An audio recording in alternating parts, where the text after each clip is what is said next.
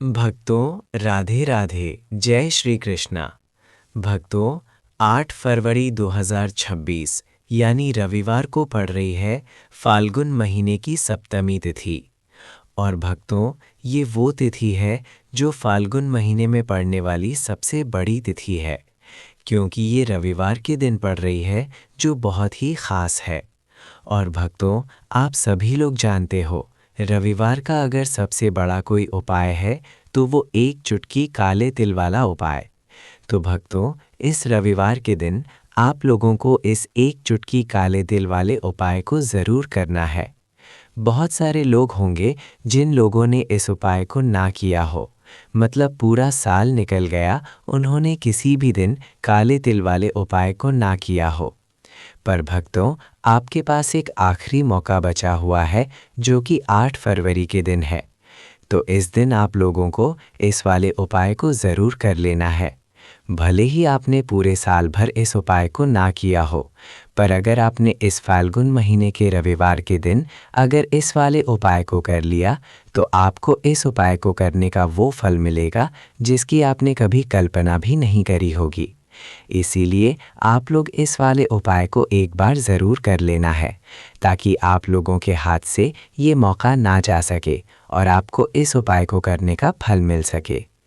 भक्तों ये उपाय पूज्य पंडितों और गुरुओं ने अपनी अभी की ही शिव महापुराण, जो हमारे हिंदू धर्म के 18 प्रमुख पुराणों में से एक है, उसी महापुराण की कथा में बताया है। जिस उपाय को आज हम आपको बहुत अच्छे से समझाने वाले हैं। इस वीडियो को देखने के बाद इस उपाय को समझने के लिए आपको कोई और वीडियो को देखने की ज़रूरत नहीं पड़ेगी। तो चलिए भक्तों उपाय को शुरू करते हैं। देखिए ये इस फाल्गुन महीने रविवार के दिन ये इतना ख़ास होता है, इतना महत्वपूर्ण होता है। देखा गया है कभी कभी बड़े बड़े पूजा पाठ अनुष्ठान से जो मनोकामना पूर्ण नहीं होते, वो फाल्गुन महीने के रविवार के दिन एक छोटे से उपाय करने से ही आपकी मनोकामना पूर्ण हो जाती है। और बहुत सारे लोगों ने इस उपाय को किया भी है और उनको इस उपाय को करने का फल भी ज़रूर मिला है।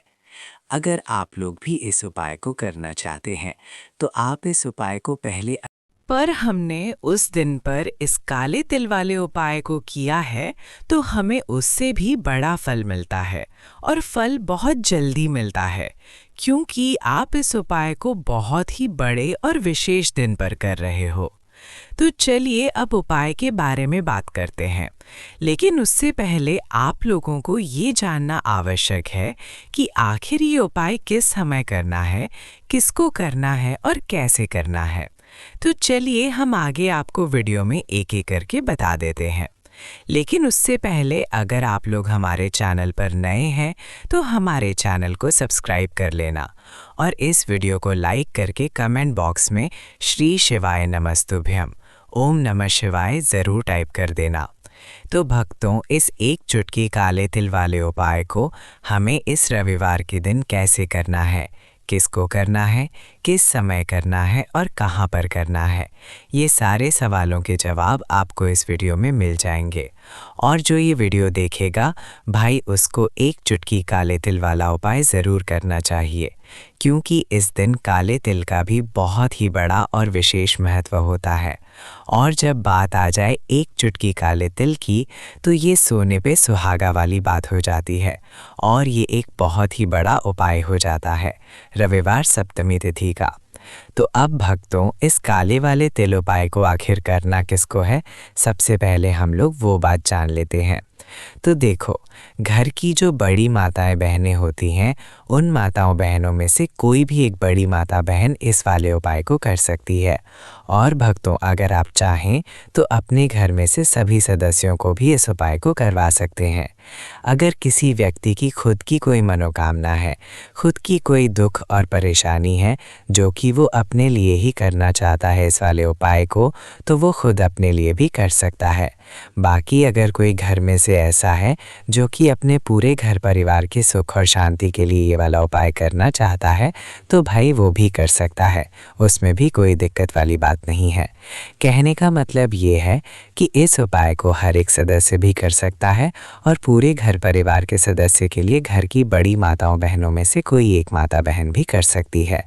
माताएं बहनें अगर घर में उपस्थित ना हों या वो ये वाला उपाय ना कर पा रही हों तो फिर घर का कोई बड़ा सदस्य भी इस काले तिल वाले उपाय को कर सकता है, चाहे फिर वे पुरुष ही क्यों ना हो, उसमें कोई भी दिक्कत वाली बात नहीं है। अब भक्तों, इस एक चुटकी काले तिल वाले उपाय को हमें करना कहाँ पर है? इसे हमें तुलसी के क्यारे के पास में जाकर करना है। बहुत सारे लोग प्रश्न करते हैं हर एक उपाय को करते समय क्या हम इस उपाय को घर पर या मंदिर में कर सकते हैं? देखो, तो इस वाले उपाय को आप घर ही करोगे तो अच्छा रहेगा।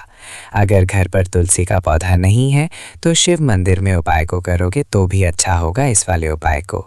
उसके बाद में भक्तों, जो अगला प्रश्न निकल कर आता है वो ये आता है इस उपाय को लेकर के कि आखिर इस उपाय को हमें किस समय करना है, सुबह के समय करना है कि शाम के समय करना है? तो देखो, इस वाले उपाय को आप लोग सुबह के समय भी कर सकते हो और शाम के समय प्रदोष काल में भी कर सकते हो। अब अगर आप पूछो कि भाई साहब सबसे उत्तम समय कौन सा रहेगा इस एक चुटकी काले तिल वाले उपाय को करने का, तो हम आपसे बस यही कहेंगे कि इस उपाय को आप सुबह के समय करेंगे तो ज़्यादा बेहतर होगा। बाकी अगर शाम के समय भी करेंगे तो भी अच्छा होगा, उसमें कोई भी दिक्कत वाली बात नहीं है। तो अब भक्तों, जो अगली सबसे बड़ी और महत्वपूर्ण बात आती है वो ये आती है कि सुबह अगर हम उपाय को करेंगे तो हमें कितने बजे से लेके कितने बजे तक के बीच में करना है, और शाम के समय प्रदोष काल में करेंगे तो हमें कितने बजे से लेके कितने बजे के बीच में करना है। तो देखो, सुबह जितनी जल्दी हो सके आप उपाय को करने की कोशिश करना। बाकी अगर किसी कारणवश लेट भी हो जाओ, थोड़ी देर भी हो जाए, तो 10 या 11 बजे तक भी आप उपाय कर लेना, पर 12 बजे से ज़्यादा देरी ना हो, ठीक है? इस बात का ध्यान रखना। उसके बाद में भक्तों, अगर शाम के समय प्रदोष काल की बात करें, प्रदोष काल का जो समय है होता है वो शाम के 6 बजे से शुरू हो जाता है। मतलब शाम के 6 बजे से लेके 7 बजे के बीच का जो समय होता है ये समय प्रदोष काल का समय होता है। पर अभी जो मौसम चल रहा है, इस मौसम में जो है शाम बहुत देरी से होती है, तो आप इस उपाय को देखिए, इस दीपक को प्रज्वलित करते समय आपको ओम महालक्ष्मी नमः इस मंत्र का लगातार जाप करते रहना है। दीपक को प्रज्वलित करने के बाद आप जो 2 हरी इलायची लेकर के गए हैं उसमें से एक हरी इलायची को तो आपको उसी दीपक के अंदर डाल देनी है और वहीं पर आपको कम से कम 21 बार ओम महालक्ष्मी नमः इस मंत्र का जाप कर लेना है। अब आपके पास जो शहद है और एक हरी इलायची है उसे सीधे आपको लेकर के पहुंच जाना है भगवान शिव के मंदिर में। पूज्य गुरुजी ने बताया है कि ये उपाय आपको सिर्फ और सिर्फ सुबह के समय ही करना होगा। सुबह को जब भी सूर्योदय का समय होता है तो उसके बाद आपको ये उपाय करना है। लेकिन सबसे पहले तो आपके पास जो एक हरी इलायची है उसे आपको उस शहद के अंदर अच्छे से डुबो देना है, यानी कि शहद का लेपन उसे हरी इलायची के ऊपर चारों तरफ आपको कर देना है। अब ये जो शहद से युक्त हरी इलायची है इसे आपको भगवान शिव के शिवलिंग पर अर्पित कर देनी है और आपको वो श्री शिवाय नमस्तुभ्यम इस मंत्र का लगातार जाप करते रहना है। फिर इसके बाद आपको 1 लोटा जल भी अपने साथ लेकर के जाना। तो ये 1 लोटा जल भी आपको धीरे धीरे शिवलिंग पर समर्पित कर देना है और आपको श्री शिवाय नमस्तुभ्यम इस मंत्र का जाप करते रहना है। फिर इसके बाद आपको अपने घर आ जाना है। इस प्रकार से आपको ये उपाय कर लेना है। तो चलिए भक्तों, जान लेते हैं पूज्य पंडितों और गुरुओं द्वारा बताए गए तीसरे उपाय के बारे में। देखिए, इस उपाय के लिए आपको लेना है 11 चावल के दाने। गुरुजी ने कहा चावल के दाने खंडित नहीं लेने हैं, बिल्कुल साबुत होने चाहिए। उसके साथ में आपको लेना है 1 बेलपत्र। बेलपत्र का भी एक नियम है, अगर आपके पास बेलपत्र नहीं है तो आप शिवलिंग से उठाकर उसको पुनः शुद्ध जल से धोकर इस्तेमाल कर सकते हैं। इस प्रकार आपको बेलपत्र लेना है। इसके बाद आपको 1 लोटा जल लेना है। अब ये सब सामग्री लेकर आपको जाना है महादेव के मंदिर में। देखो, अब आपको उत्तर साइड में खड़े हो जाना है और सबसे पहले आपको 1 बेलपत्र अपने हाथ पर और 11 चावल दाने रखकर शिवलिंग के ऊपर अपना नाम और गोत्र बोलते हुए समर्पित कर देना है और ओम नमः शिवाय श्री शिवाय नमस्तुभ्यम का लगातार जाप करना है।